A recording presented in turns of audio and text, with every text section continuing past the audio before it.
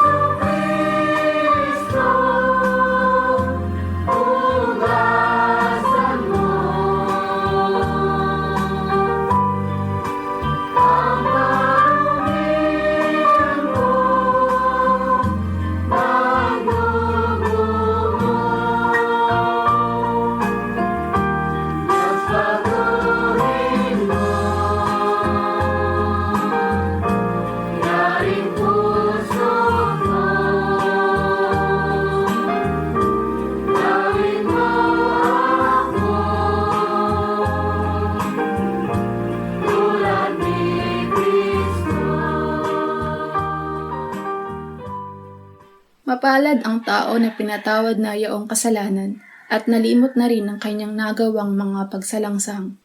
Mapalad ang taong sa harap ng Panginoon ay di na pinararatangan ng kasalanan, dahilan sa siya ay hindi nanlilinlang. Noong hindi ko pa naipahayag yaring kasalanan, sa buong maghapon ako'y nananangis sa matinding lumbay. Sa araw at gabi, bigat ng kamay mo ang nararamdaman. Ano pa't wala nang nalalabi akong lakas sa katawan. Hamog ang kaparis, dagling na tayo sa sikat ng araw. Ako ay lumapit sa iyong harapan at salay inamin. Ang aking nagawang mga pagsalansang di ko inilihim. Pinagpasyahan ko ang lahat ng ito sa iyo'y idaing at aking natamo ang iyong patawad sa sala kong angkin.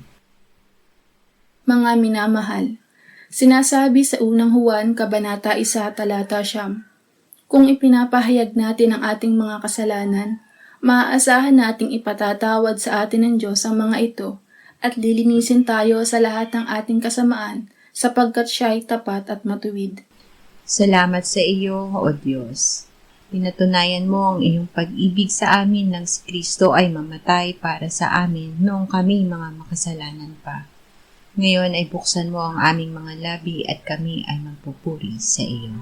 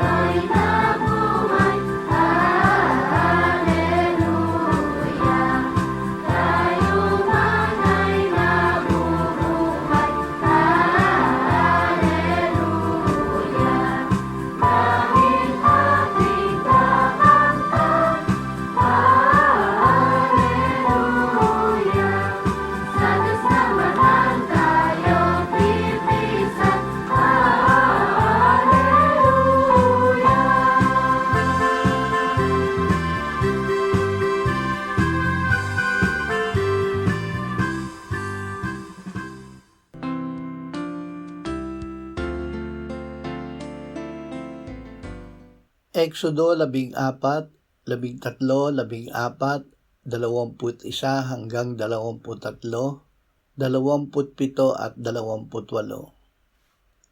Sinabi ni Moises sa bayan, ipaglalaban kayo ng Panginoon. Iniulat ni Moises ang kanyang kamay sa ibabaw ng dagat at pinaghiwalay ng Panginoon ang dagat sa pamamagitan ng isang malakas na hangin mula sa silangan. Ang mga anak ni Israel ay pumasok sa gitna ng dagat sa ibabaw ng tuyong lupa. Ang tubig ay naging isang pader sa kanila, sa kanilang gawing kanan at sa kanilang kaliwa. Humabol ang mga Ehipsyo at pumasok na kasunod nila sa gitna ng dagat. Iniunat ni Moises ang kanyang kamay sa ibabaw ng dagat at ang dagat ay bumalik sa kanyang dating lalim. Habang ang mga Ehipsyo ay tumatakas, inihagi sila ng Panginoon sa gitna ng dagat. Walang natira kahit isa sa kanila. Mula sa kamatayan tungo sa tagumpay. Sa harap ng kamatayan, ang hukbo ng Ehipto. Ang utos ay huwag matakot at manahimik. Ang tagumpay ay hindi nakadepende sa ating lakas, kundi sa pangako ng Diyos. Ang dagat na dapat sana ay maging libingan ng Israel ay naging tuyong lupa at ang tubig ay naging pader na nagprotekta sa kanila. Ito ang larawan ng bagong buhay. Isang daan na binuksan ng Diyos kung saan tila wala ng pag-asa. Sa pananampalataya, ang kamatayan ay nagiging lagusan lamang patungo sa kalayaan. Nang bumalik ang dagat sa dati nitong lalim, tinakpan nito ang lahat ng humahabol sa kanila. Walang natira kahit isa. Sa ilalim ng kapangyarihan ng Diyos, ang ating mga Ehipsyo, kasalanan, sumpa at espiritual na kamatayan ay wala ng kapangyarihang humabol pa sa atin. Awit 118, 15 hanggang 17, 21 hanggang 24. Ang tunog ng masayang sigawan at kaligtasan ay nasa mga tolda ng matuwid. Ang kanang kamay ng Panginoon ay gumagawang may katapangan. Ang kanang kamay ng Panginoon ay parangalan. Ang kanang kamay ng Panginoon ay gumagawang may katapangan. Hindi ako mamamatay kundi mabubuhay, at ang mga gawa ng Panginoon ay isasalaysay. Ako'y magpapasalamat sa iyo sapagkat sinagot mo ako at ikaw ay naging kaligtasan ko. Ang batong itinakwil ng mga nagtayo ay naging panulok na bato. Ito ang gawa ng Panginoon. Ito ay kagilagilala sa ating mga mata. Ito ang araw na ang Panginoon ang gumawa.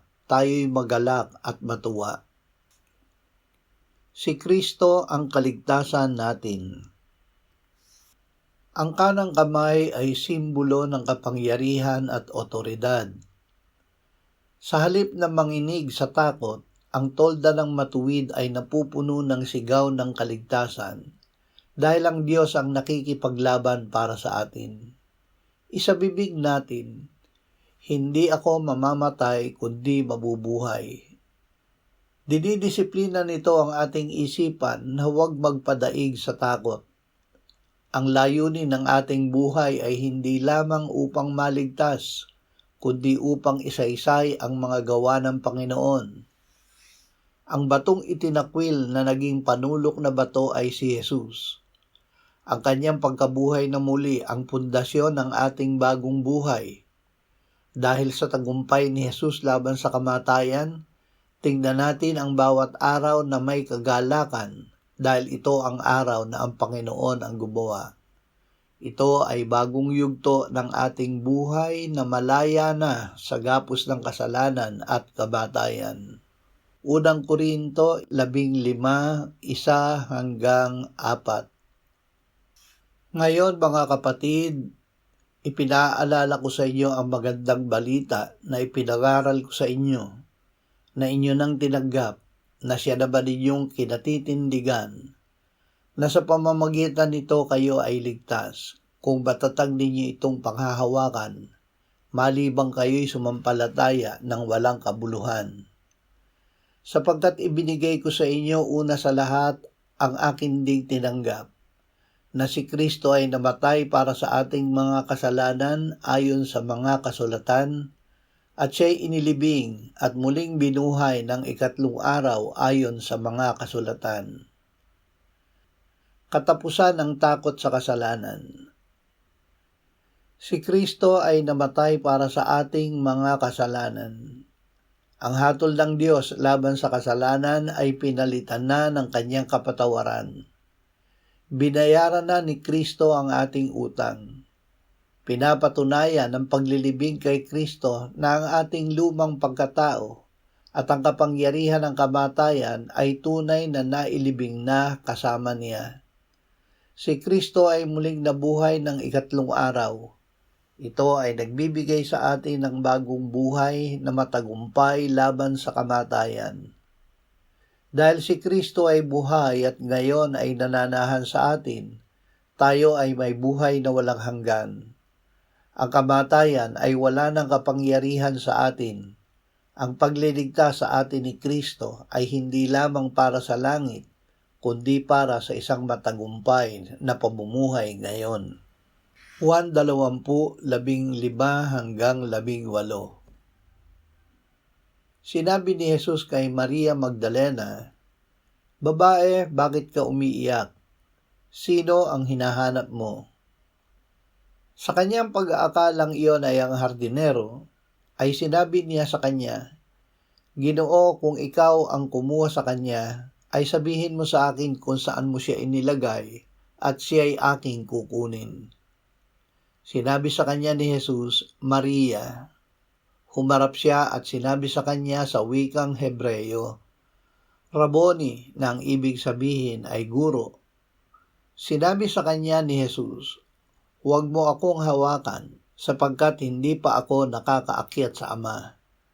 Ngunit pumunta ka sa aking mga kapatid at sabihin mo sa kanila, aakyat ako sa aking Ama at inyong Ama, sa aking Diyos at inyong Diyos." Pumunta si Maria Magdalena at ibinalita sa mga alagad, "Nakita ko ang Panginoon." At sinabi niya sa kanila na sinabi niya ang mga bagay na ito sa kanya. Ang pagkilala sa tinig ni Jesus. Ang takot sa kamatayan ay bumubulag sa atin.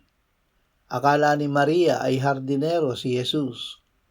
Ngunit nang tinawag niya ang kanyang pangalan, Maria, naglaho ang dilim.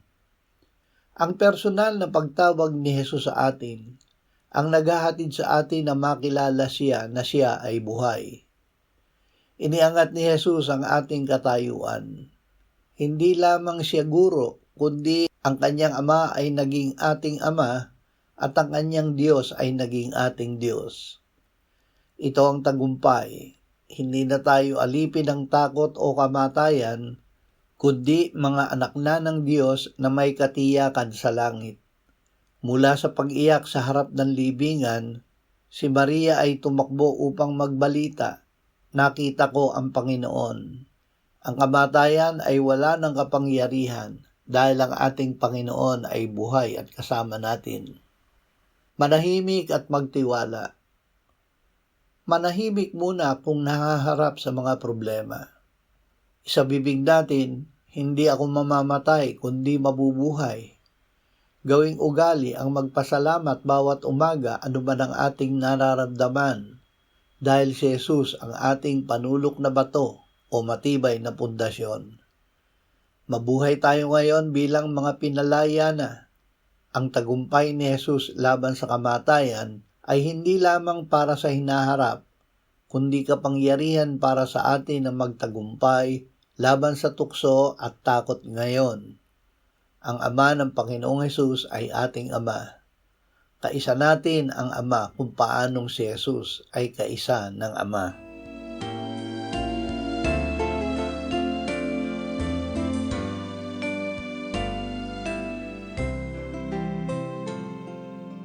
Manalangin tayo.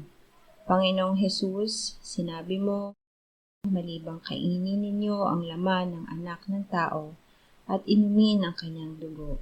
Kayo ay walang buhay sa inyo. Ang sino mang kumakain ng aking laman at umiinom ng aking dugo ay may buhay na walang hanggan. At akin siyang muling bubuhayin sa huling araw. Sapagkat ang aking laman ay tunay na pagkain, at ang aking dugo ay tunay na inumin. Siya na kumakain ng aking laman at umiinom ng aking dugo ay nananahan sa akin at ako sa kanya. Kung paanong buhay ang Ama na nagsugo sa akin at ako ay nabubuhay sa pamamagitan ng Ama, gayon din siya na kumakain sa akin. Siya man ay mabubuhay sa pamamagitan ko. Panginoong Hesus, aming tagapagligtas, tinatanggap ka namin sa oras na ito bilang aming tinapay ng buhay. Tinatanggap namin ang iyong katawan na ipinako sa krus, namatay, inilibing, pinuhay na muli at iniakyat ng Ama sa kanyang kanan sa langit bilang aming tunay na pagkain. Tinatanggap namin ang iyong dugo na nabuhos sa ikapagpapatawad ng aming kasalanan bilang aming tunay na inumin. Manahan at mabuhay ka sa amin upang kami ay mamuhay sa pamamagitan mo kung paanong ikaw ay namuhay sa pamamagitan ng Ama.